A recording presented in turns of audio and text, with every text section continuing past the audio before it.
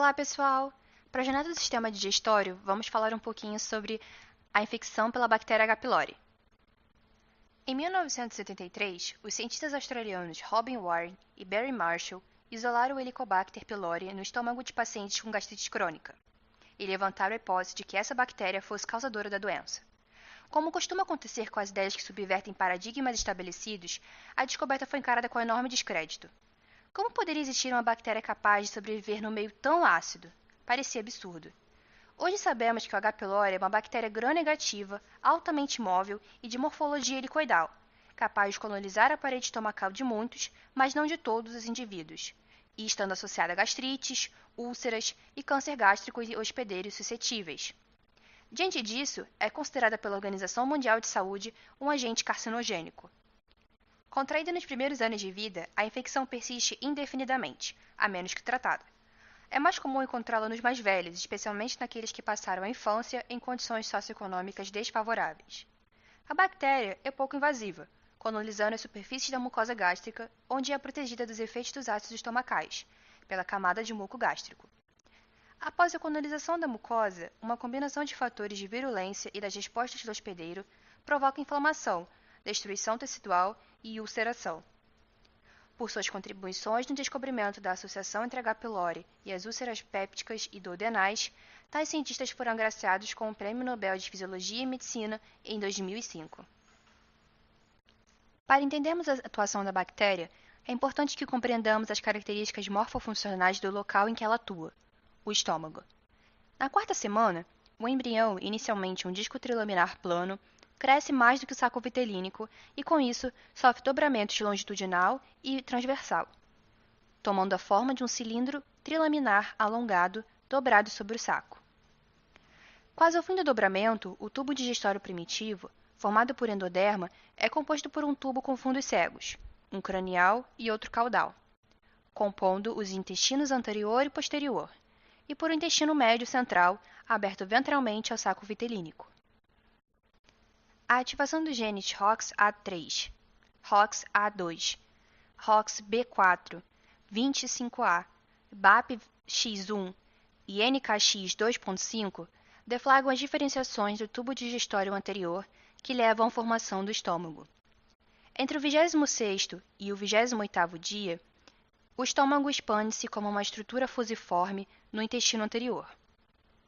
Na quinta semana, a parede dorsal do estômago prolifera mais rapidamente que a ventral, formando as curvaturas maior e menor. Na sétima semana, ocorre a expansão da parte superior da curvatura maior, formando o fundo do estômago e a incisura cárdica. Nas sétima e oitava semanas, acontece a rotação de 90 graus no eixo crânio-caudal, de modo que a curvatura maior fica à esquerda e a curvatura menor posiciona-se à direita. Isso ocorre com uma sutil rotação em eixo ventro-dorsal, de forma que a curvatura maior fique ligeiramente voltada em direção caudal e a menor em direção cranial. A inervação do estômago ocorre pelos plexos vagais direito e esquerdo, que se tornam troncos vagais posterior, mais dorsal, e anterior, mais ventral.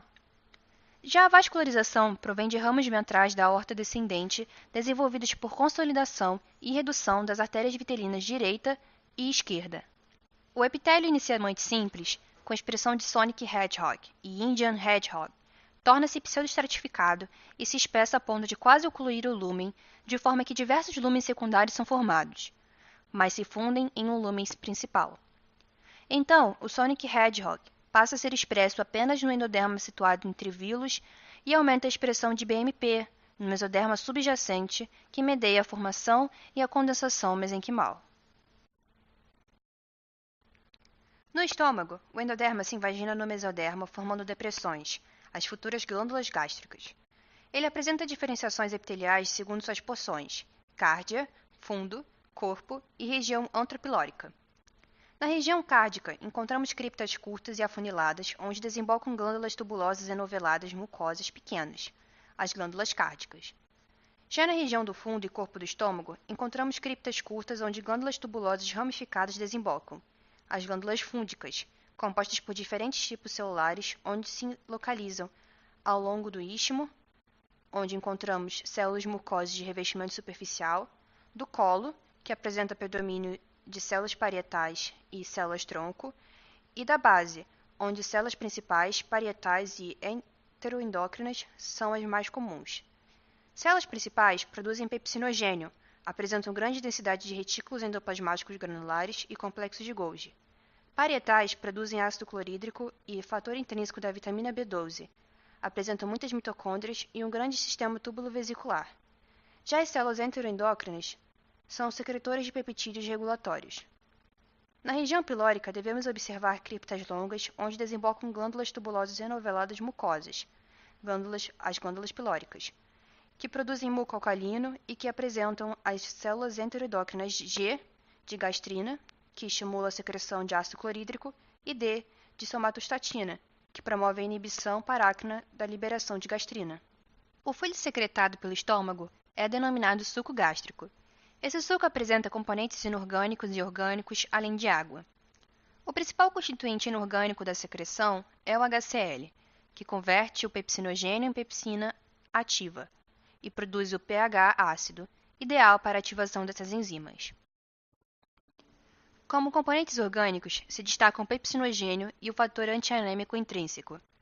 O pepsinogênio permanece contido em glândulas de zimogênio ligadas à membrana das células principais e é liberado por exocitose quando tais células são estimuladas. O pepsinogênio é convertido em pepsina ativa pela clivagem de ligações ácido-lábeis, e quanto menor o pH, mais rápida é a conversão. O fator antianêmico intrínseco é uma glicoproteína que se associa à vitamina B12 e é necessária para sua absorção normal. O ácido hidroclorídrico é secretado pelas células parietais. O íon cloreto penetra na célula através da membrana basolateral em troca do íon bicarbonato, que é produzido juntamente com H+, pela anidrase carbônica. O H+ é secretado para o lúmen da glândula por meio de uma ATPase em troca de íons potássio. O cloreto entra no lúmen por um canal iônico na membrana luminal. O canal de potássio, na membrana basolateral, medeia o efluxo de íons potássio acumulado no citoplasma. As células mucosas das glândulas gástricas e as células epiteliais superficiais do estômago secretam um muco com consistência similar a um gel pegajoso que adere à superfície do estômago. Além disso, esse muco retém íons bicarbonato secretado pelo epitélio superficial, tornando-o alcalino. O muco e o íon bicarbonato protegem a superfície do estômago dos efeitos do H+ e das pepsinas, formando uma barreira mucosa gástrica que impede a lesão da mucosa. No ponto de vista funcional, o estômago é dividido em duas regiões, uma proximal e uma distal, com esfíncteres em cada extremo. O esfíncter esofágico interno e a cárdia, ao relaxarem, permitem a entrada do alimento no estômago e a liberação de gás, denominada eructação. O refluxo do conteúdo gástrico para o estômago é impedido pela manutenção do tônus. A região proximal, composta pelo fundo e pelo corpo, produz variações lentas do tônus, importantes para receber e armazenar o alimento, e para misturá-lo com o suco gástrico. A geração de tônus nessa região também é importante para gerar uma força motriz que regula o esvaziamento gástrico. A parte distal do estômago tem papel importante na mistura dos conteúdos gástricos e para a propulsão pelo piloro, em direção ao duodeno. As camadas musculares no antro são mais espessas do que na parte proximal, gerando contrações mais fortes. Quando o alimento está no estômago, o piloro permanece fechado e as contrações do antro tentam mover o conteúdo em direção ao piloro. Mas como ele está fechado, o conteúdo retorna para as porções mais proximais do estômago, o que contribui para misturar o conteúdo gástrico e triturar as partículas sólidas. Quando o piloro se abre, essas contrações são importantes para o esvaziamento gástrico. O esfíncter pilórico apresenta musculatura circular espessa, o que o torna uma região de alta pressão gerada por contração da musculatura lisa, regulando o esvaziamento gástrico. 3 fases definem a patogênese do Helicobacter pylori. A primeira fase é a ativa. Nessa fase, a bactéria Helicobacter pylori é altamente móvel, sendo cerca de 6 flagelos os responsáveis por sua motilidade. Durante esse tempo, o H. pylori diminui a acidez local, produzindo amônia por hidrólise da ureia, presente em condições fisiológicas no suco gástrico, através da enzima urease. A segunda fase é a estacionária. O H. pylori entra no muco secretado através da motilidade proporcionada pelos flagelos e produz adesinas, que são moléculas de adesão com afinidade de ligação por receptores contendo fucose. A bactéria, então, se liga a receptores contendo fucose na superfície das células epiteliais da mucosa, principalmente na parte pilórica do estômago, que é a região de preferência do micro-organismo na maioria dos casos. A ligação do H. pylori resulta na produção de proteases citotóxicas que garantem à bactéria um suprimento de nutrientes das células mucosas da superfície e também atraem leucócitos. Os leucócitos, por sua vez, liberam interleucina 8, desencadeando uma resposta inflamatória. Quando as células do epitélio da superfície são destruídas pelo H. pylori, desenvolve-se na lâmina própria uma ulceração com sangramento. Cabe ressaltar que as próprias bactérias produzem superóxido dismutase e catalase, que confere proteção para elas próprias contra a atividade de macrófagos e neutrófilos. A terceira fase é a de colonização.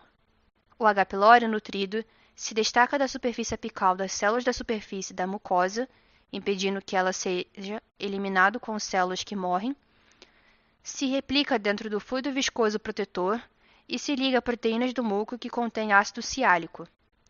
A partir de então, as bactérias entram novamente na fase ativa, de motilidade e produção de amônia, reiniciando o seu ciclo de vida. Os mecanismos de transmissão por Helicobacter pylori constituem motivo de muita controvérsia. As vias oral-oral e fecal-oral parecem ser as principais formas de transmissão. Já foi relatado também que o H. pylori pode ser transmitido sexualmente por via oral-anal. Ademais, a aglomeração intrafamiliar também é um fator importante. Isso foi comprovado por pesquisas que mostraram que há maior incidência em crianças de pais infectados em relação a crianças cujos pais não eram portadores desse micro-organismo. Além da identificação histológica do micro-organismo a partir de biópsia de uma úlcera e um teste sorológico não invasivo de anticorpos anti-H. pylori, há um teste diagnóstico simples para a enzima urease bastante utilizado. Nesse teste, o paciente ingere ureia marcada com carbono 13 ou carbono 14. Havendo presença de urease, a ureia será hidrolisada em amônia e CO2. A presença de CO2 marcada no gás exalado pelo paciente é altamente sugestiva de uma infecção por H. pylori. A respeito da população atingida pela doença, metade da população mundial está infectada com o Helicobacter pylori. 80% desses indivíduos permanecem sem nenhuma evidência clínica de doença. A prevalência da infecção varia com a idade e o nível socioeconômico da população, sendo que a soroprevalência aumenta progressivamente com a idade. Além disso, a infecção é influenciada diretamente por fatores como renda, nível de instrução e condições de moradia. Quanto aos sintomas da H. pylori, dor de estômago persistente, intensa e súbita, que é aliviada com alimentação e antiácidos, hematêmese, vômito contendo sangue, ou melena, hemorragia intestinal que se caracteriza pela presença de sangue nas fezes do indivíduo, são sintomas clínicos em alguns pacientes, sendo que a atuação a longo prazo da H. pylori no estômago pode desencadear algumas doenças como gastrite, úlcera ou ainda o câncer de estômago. Já quanto ao tratamento, ainda não existe um esquema terapêutico ideal. São vários os antimicrobianos já usados na infecção pelo H. pylori em várias associações e com tempos diversos de tratamento. No entanto, os remédios mais comumente receitados pelos médicos são a associação de um protetor de estômago, como o omeprazol, que possui atuação direta sobre as células parietais e dessa maneira controla a produção de ácido clorídrico do suco gástrico. Além disso, é receitado também a utilização de antibióticos como a claritromicina e a amoxicilina. O tratamento deve ser feito em um período de 7 a 14 dias e deve ser seguido rigorosamente para evitar o desenvolvimento de bactérias resistentes aos medicamentos. Fica claro, portanto, que a identificação precoce da infecção pela bactéria H. pylori, bem como a pesquisa de seus mecanismos patogênicos, são essenciais para se entender a atividade bacteriana. Uma vez que a infecção pelo micro-organismo se torne crônica, existe uma predisposição para o desenvolvimento de enfermidades. Dessa forma, o conhecimento de sua patogênese e a correlação com seus fatores de risco tende a ser um importante mecanismo de prevenção.